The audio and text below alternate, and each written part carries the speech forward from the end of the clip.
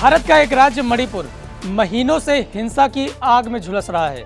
जिस वक्त हम आपको ये खबर बता रहे हैं उस वक्त तक करीब 120 लोगों की इस हिंसा के चलते मौत हो चुकी है। करीब 50,000 लोग अपना घर छोड़कर राहत कैंप में रहने को मजबूर हो गए हैं। हम इस वीडियो में आपको बताएंगे कि आखिर ये हिंसा शुरू कैसे हुई, हिंसा के पीछे की असली वजह क्या है, सरकार ने अब तक क्या किया और आगे की राह क्या होने वाली है। सबसे पहले आप जान लीजिए कि आखिर हिंसा शुरू कैसे हुई।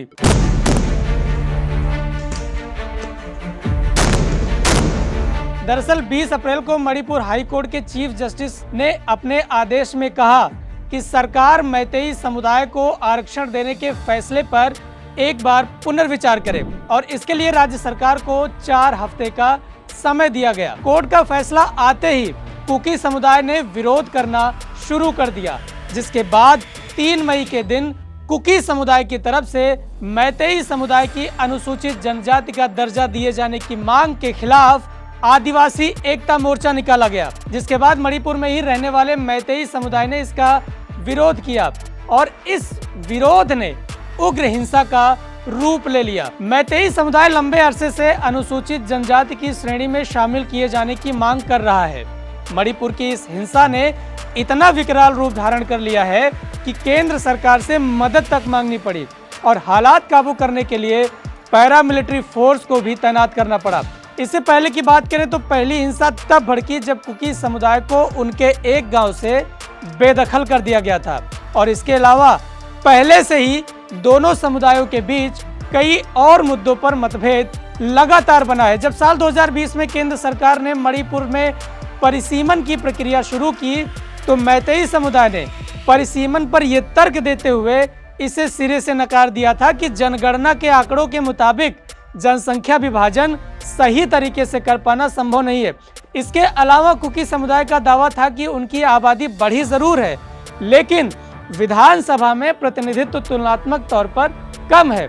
इसके साथ ही साल 2021 में म्यांमार में तख्तापलट होने के बाद मैतेई समुदाय ने आरोप लगाया कि शरणार्थियों के चलते कुछ जिलों में गांवों की संख्या तेजी के साथ बढ़ती जा रही है और जब इन्हीं गांवों से कुकी समुदाय के लोगों को निकाला गया तो हिंसा भड़क उठी। अब आप ये समझ लीजिए कि मैतेई समुदाय के आरक्षण की मांग के पीछे का तर्क क्या है। इस आरक्षण की मांग के पीछे मणिपुर में लागू एक कानून है। आपको बता दें कि कुकी समुदाय मणिपुर के पहाड़ी क्षेत्र में रहता है जो पूरे मणिपुर का 90% है, तो वही मैतेई समुदाय घाटी में रहता है जिसका इलाका पूरे मणिपुर का सिर्फ 10% है। इस कानून के मुताबिक घाटी में रहने वाले लोग पहाड़ी इलाके में ना ही बस सकते हैं और ना ही कोई जमीन खरीद सकते हैं।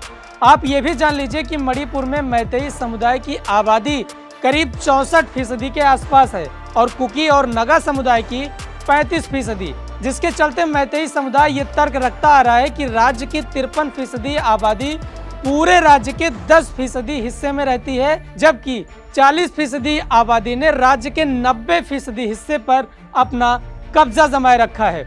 आपको बता दें कि ज्यादातर मैतेई हिंदू है और उनके बाद आबादी में मुसलमानों की संख्या ज्यादा है। इसके अलावा नगा और कुकी जनजाति में मुख्यतः ईसाई समुदाय के लोग शामिल हैं। अब आपको बताते हैं कि क्या मैतेई समुदाय की मांग सही है।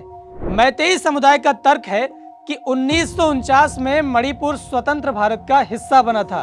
भारत में शामिल होने से पहले तक इस समुदाय को अनुसूचित जनजाति का दर्जा मिला हुआ था, लेकिन शामिल होते ही इस सूची से बाहर कर दिया गया। इस मांग को लेकर केंद्र सरकार को ज्ञापन भी सौंपा गया।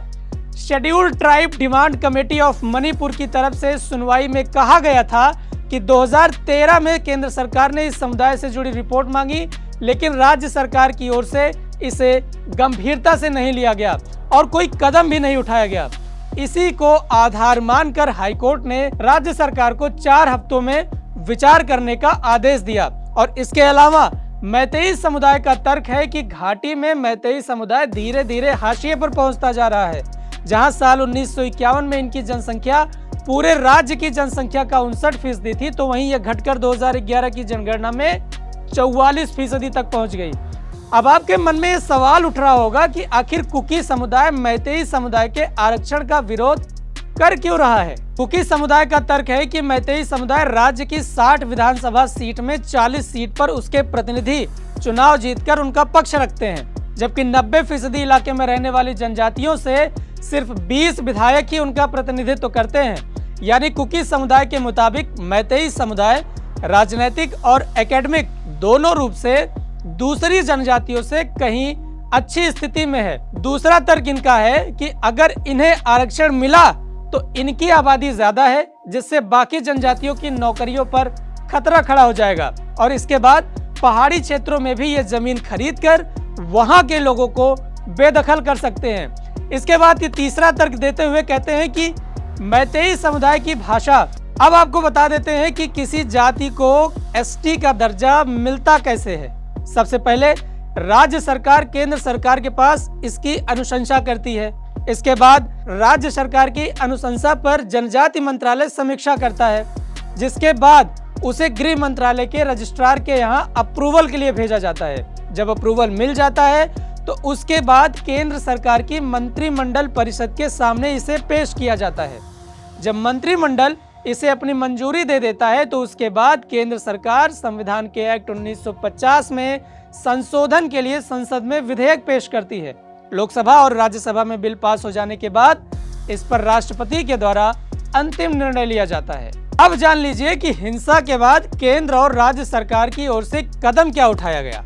हिंसा के बाद गृह मंत्री अमित शाह ने मणिपुर में 4 दिन का दौरा किया।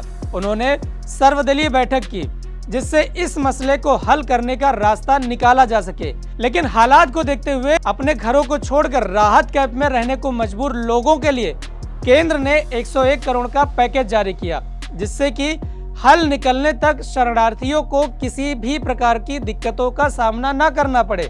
इसके साथ ही मणिपुर पुलिस ने अपने सर्च ऑपरेशन में दंगाइयों से भारी मात्रा में हथियार, गोले बारूद और बंदूकें बरामद की। मौजूदा वक्त में राज्यपाल की अध्यक्षता में गठित की गई शांति वार्ता बैठक में दोनों पक्षों ने बातचीत के रास्ते से साफ तौर पर इनकार कर दिया है। अब आखिर में आपको बताते हैं कि शांति बहाली के लिए राज्य में कौन से कदम उठाने चाहिए। म्यांमार से घुसपैठ रोकने के लिए सीमा पर चौकसी बढ़ानी होगी। लोगों की पहचान के लिए अस्थायी विकल्प तलाश करनी होगी। इसके साथ ही दोनों समुदायों से बातचीत कर एक शांति समझौते पर आपसी सहमति बनाने का प्रयास करना होगा, जिससे ऐसी हिंसा फिर ना हो। इसके अलावा आप्सपा यानी armed forces special power act के तहत नागरिकों के मानवाधिकार के लिए थोड़ा सुधार करने की जरूरत है, ताकि सुरक्षा बल इस अधिकार के तहत शांति बहाली के नाम पर इसका गलत इस्तेमाल न कर पाए। आपको हमारी ये वीडियो कैसी लगी हमें कमेंट बॉक्स में जरूर बताएं और एबीपी लाइव को सब्सक्राइब करें।